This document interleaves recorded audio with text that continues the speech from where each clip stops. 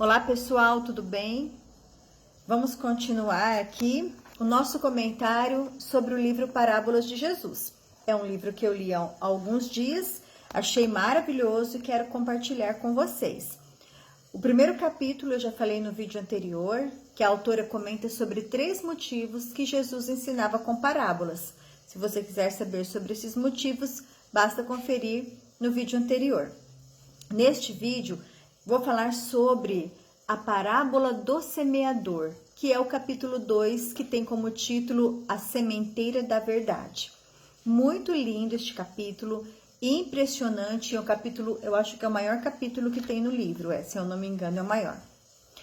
Aqui então vem falando sobre o semeador e a semente, e a autora fala que por essa parábola, através dessa parábola, Cristo ilustrou as coisas do reino dos céus e a obra do grande lavrador para o seu povo.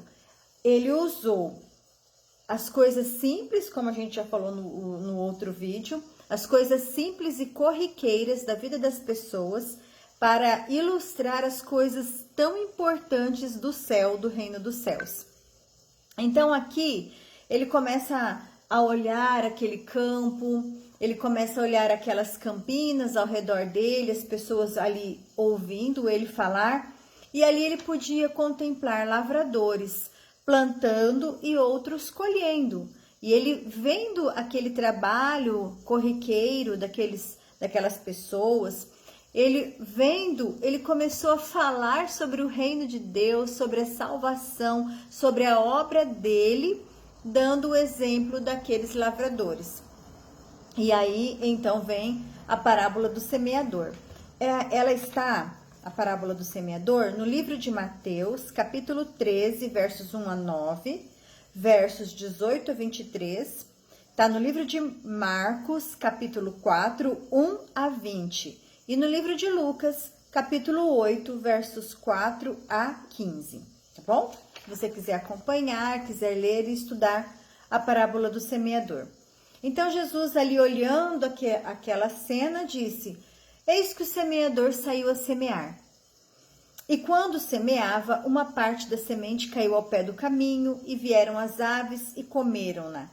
E outra parte caiu em pedregais, onde não havia terra bastante, e logo nasceu, porque não tinha terra funda. Mas veio o sol, queimou e secou, porque não tinha raiz. E outra caiu entre espinhos, e os espinhos cresceram e sufocaram-na. E outra caiu em boa terra, e deu fruto, um a 100, outro a 60 e outro a 30. E a autora diz que a missão de Cristo não foi compreendida pelos homens do seu tempo. A maneira da sua vinda não estava em harmonia com a expectativa deles. Ou seja, as pessoas daquele tempo que Jesus veio, e essas pessoas são principalmente os líderes, aqueles que deviam ensinar a vinda de Jesus, eles nem estavam esperando. E quando Jesus veio dizendo que ele era o Filho de Deus, ele não foi bem recebido porque a expectativa daquelas pessoas não combinava com aquele que se dizia ser o Cristo.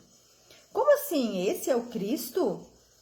Mas não é ele que nós estamos esperando, não é esse tipo de Cristo.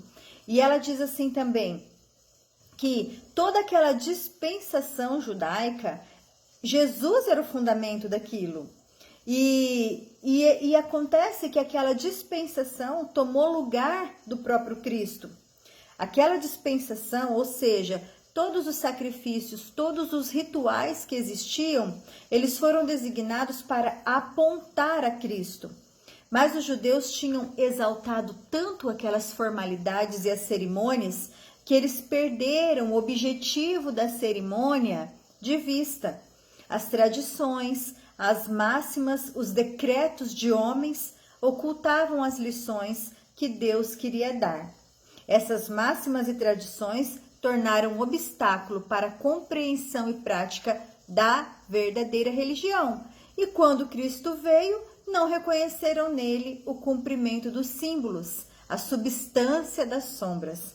Veja só, que interessante, muito interessante aqui, só para a gente entender Por que que muitas pessoas não entendiam o que Jesus estava dizendo, apesar de muitas vezes ele dizer de forma tão simples e clara, como na parábola do semeador?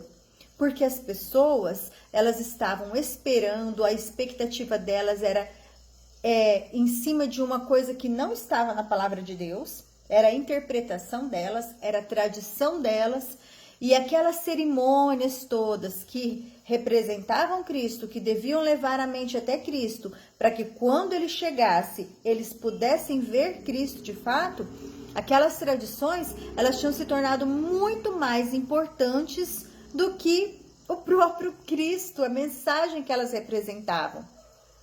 E a gente corre o risco de muitas vezes acontecer isso na nossa vida. Cerimônias que existem em várias religiões, cerimônias que existem na nossa igreja, né, no cristianismo, e cada religião cristã tem uma cerimônia também, às vezes ali diferente, ou até a própria cerimônia do lava-pés, a Santa Ceia, que praticamente todas têm, pode se tornar mais importante aquela cerimônia, aquele ritual, do que Cristo, o que Cristo quer que a gente veja ali. Então, que é o amor ao próximo, a humildade, a disposição em servir.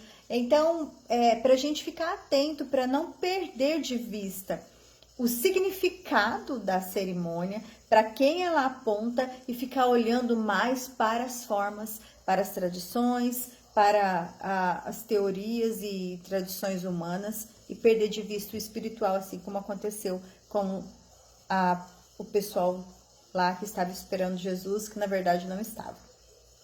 Bem, esse vídeo já ficou meio grande, eu vou encerrar e a gente continua sobre a parábola do semeador no próximo vídeo.